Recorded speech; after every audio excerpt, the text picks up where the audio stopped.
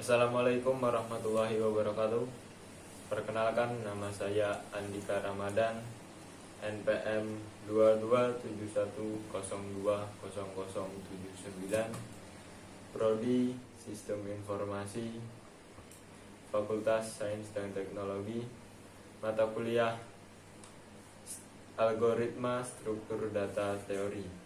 Dosen pengampu Bapak Mezan El-Khairi Kesuma, Eskom MTI. Di sini saya akan menjelaskan tentang pseudocode.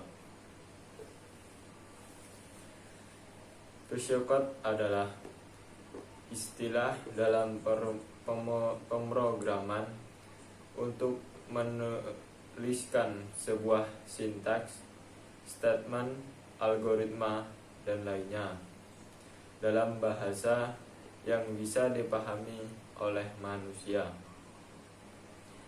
Sederhananya, pseudocode merupakan bentuk representasi dari kode kita, nantinya dengan versi yang human readable, bukan computer readable.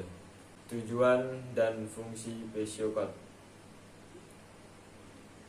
Banyak orang yang langsung melompat untuk ngoding secara langsung tanpa membuat pseudocode karena dianggap membuang waktu.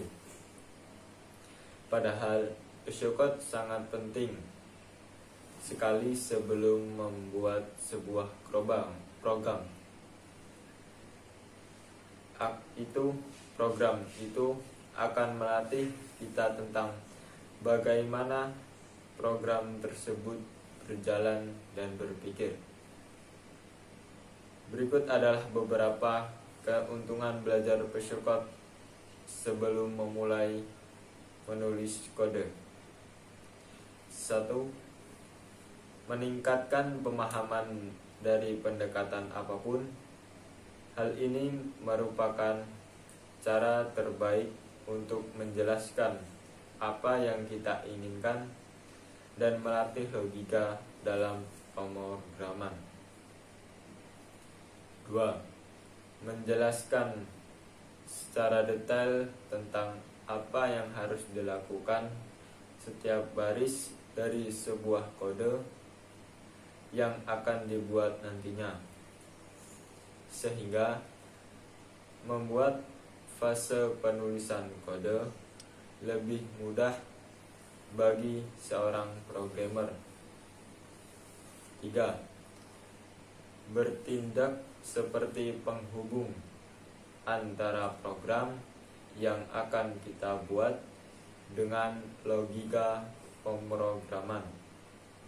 Selain itu juga digunakan sebagai dokumentasi kasar, sehingga kode program yang dibuat dapat mudah dipahami orang lain yang ingin mengembangkannya. Ciri-ciri pseudocode. Meskipun pseudocode tidak ditulis dalam bahasa pemrograman, namun masih ada kata kunci yang digunakan yang merujuk pada konsep pengodean umum seperti if, else, dan then. Penulisan pseudocode juga tidak memiliki aturan pasti, namun harus logis. Berikut ciri-ciri dari pseudocode. 1.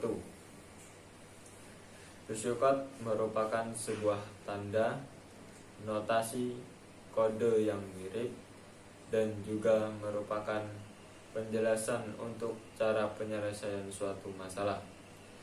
Pseudocode juga sering digunakan para penggunanya untuk menuliskan sesuatu algoritma dari suatu permasalahan. 3.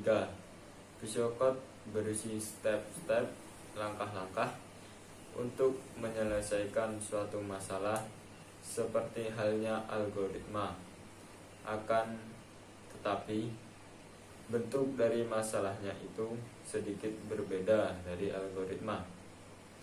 4. Pseucode tidak memiliki aturan baku yang mengikat penggunanya. 5.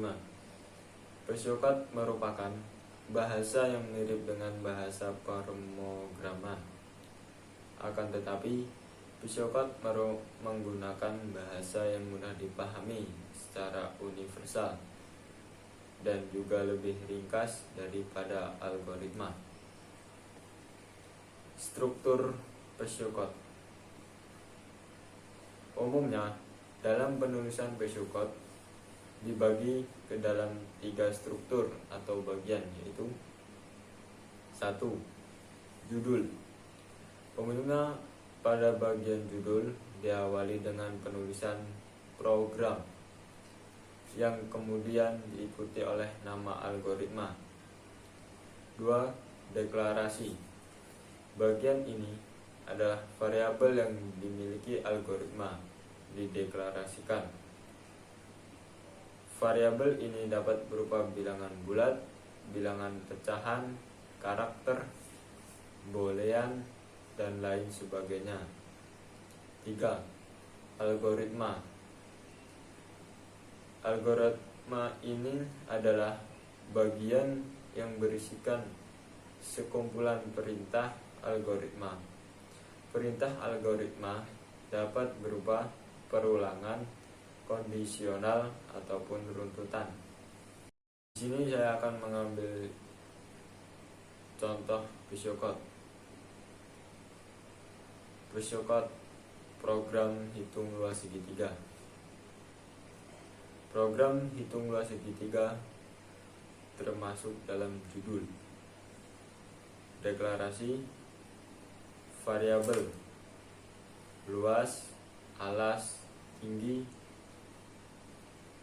dalam titik 2 integer, algoritma, alas diisi 5, tinggi diisi 10, luas, alas dikali tinggi dibagi 2, lalu terakhir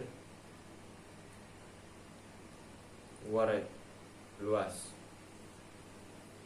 Hasilnya, struktur pseucode ini harus dibuat berurut mulai dari judul, kemudian deskripsi, yaitu isinya, dan implementasi yang di dalamnya merupakan bagian inti dari algoritma pemrograman yang dibuat. Sekian penjelasan pseucode dari saya. Wassalamualaikum warahmatullahi wabarakatuh.